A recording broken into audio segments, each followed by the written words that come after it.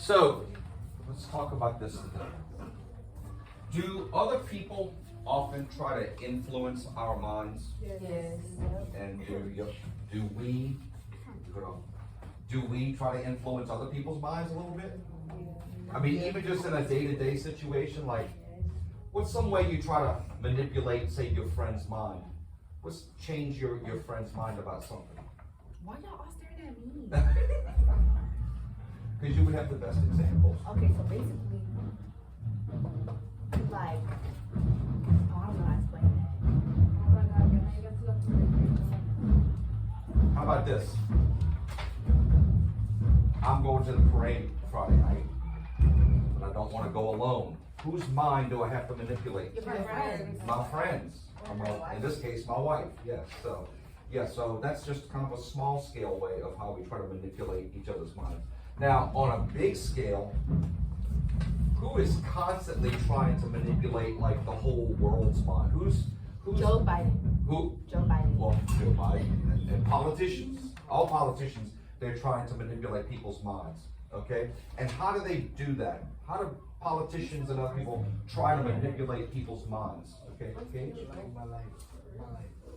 Describe something, but make it like a bad example.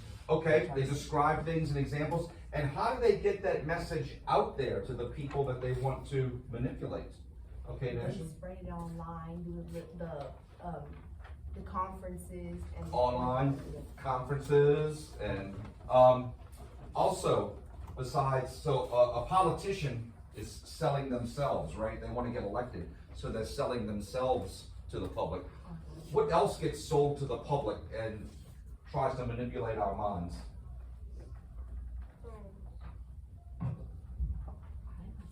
Like, what do you do with your money? What do people do with their money? Buy stuff. Is anybody trying to manipulate our minds to make us buy certain things? Yes. How do they do that? By Allison, how do they convince us to buy certain things? How do big companies try to influence us to make us buy certain things? What do they do?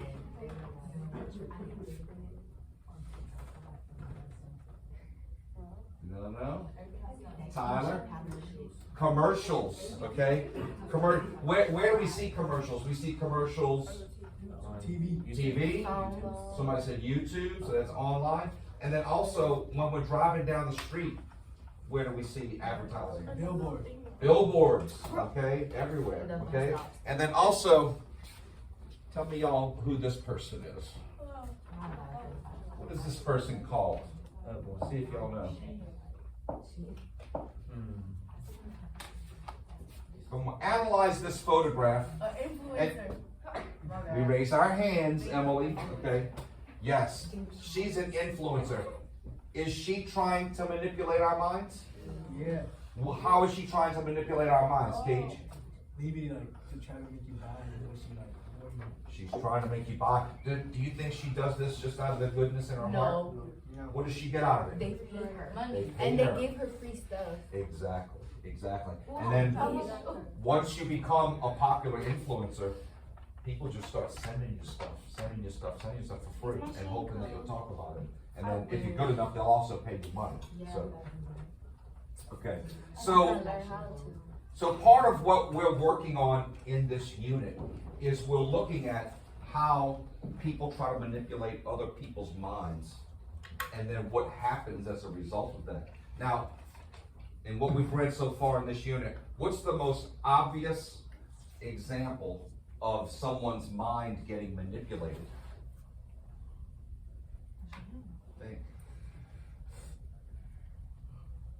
Think about what we've been reading. Whose mind's getting manipulated, Ashley?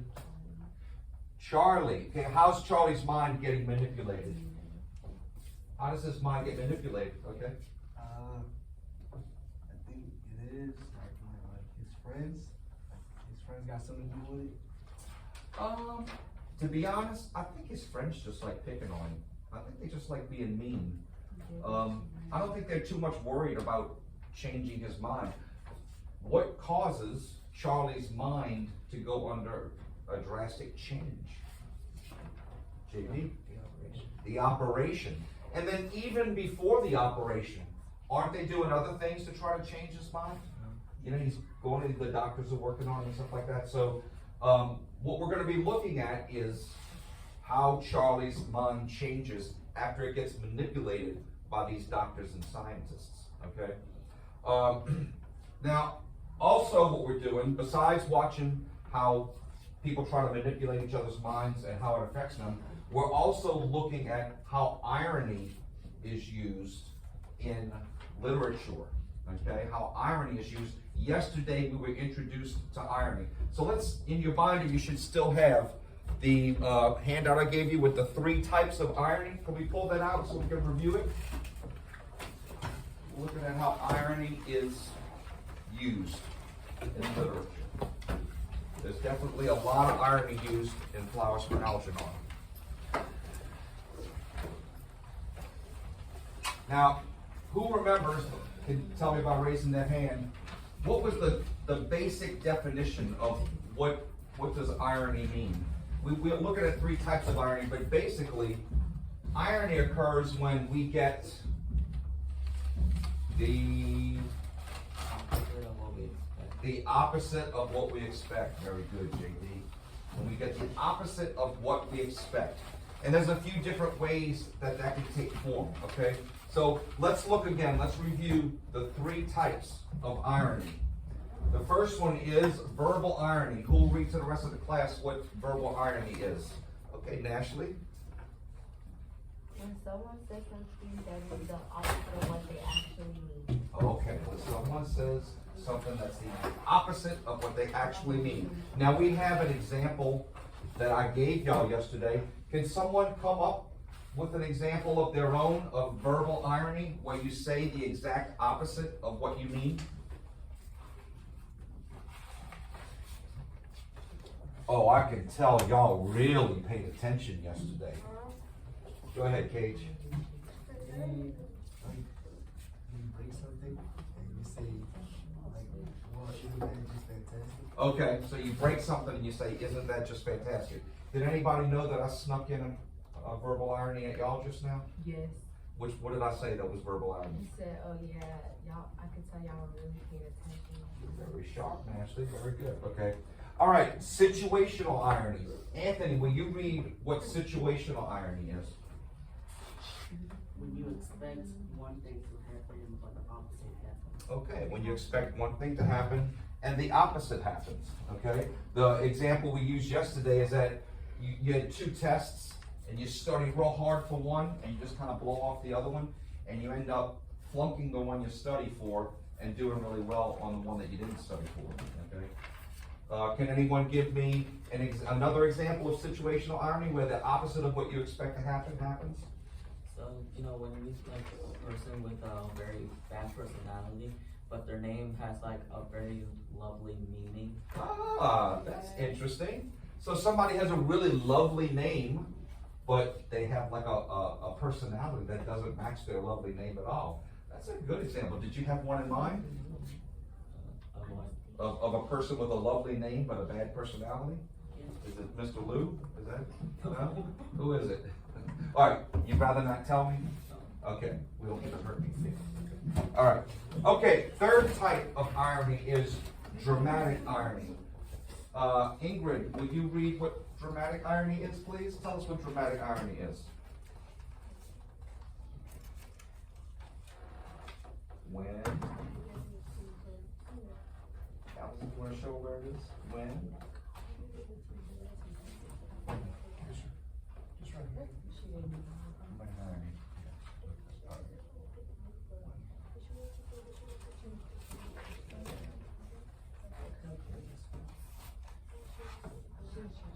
No? Okay. Does anybody else? Okay, Brianna, please. The last one, dramatic irony. When the reader or the audience is aware of something but characters and the story are not aware of. Okay, when the reader or the audience is aware of something, but the characters don't know it. Now, Brianna, I'm gonna follow up with you. In Flowers for Algernon, what's the most obvious example of dramatic irony where the reader knows something, but one of the characters doesn't know it? That Charlie's friend. Yes. that Charlie's friends are fake friends, that they don't really like him. He thinks they like him. We know that they don't like him and that they're just picking on him, but Charlie doesn't know that.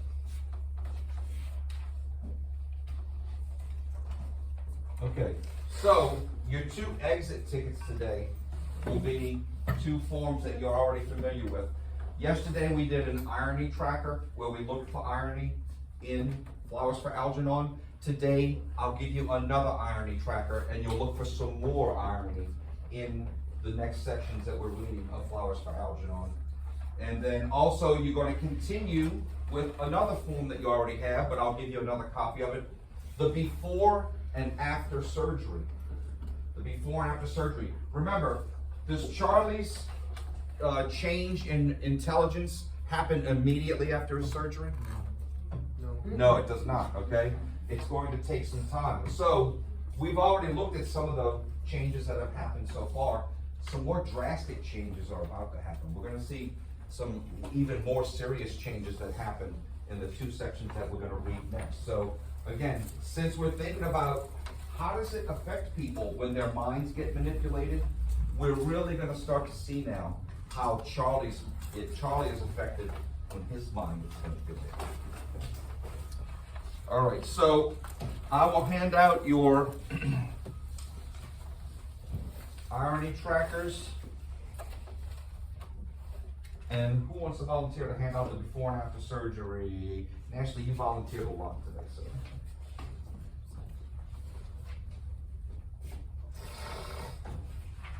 And so we will be starting to read what you had started pre-reading, which is Progress Report 11. And again, it's a good idea to have a pencil or a highlighter. If anyone needs to borrow a pencil or a highlighter, I have them. So that you can, when you recognize irony, you can highlight it or underline it. When you recognize something that's changing in Charlie, you can underline it or highlight it. Because you'll need that in order to complete your assignment, your exit ticket.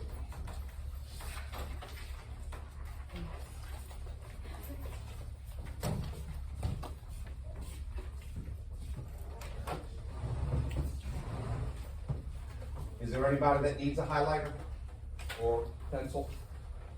Highlighter? Anybody else? A pencil? You just grab one from my desk.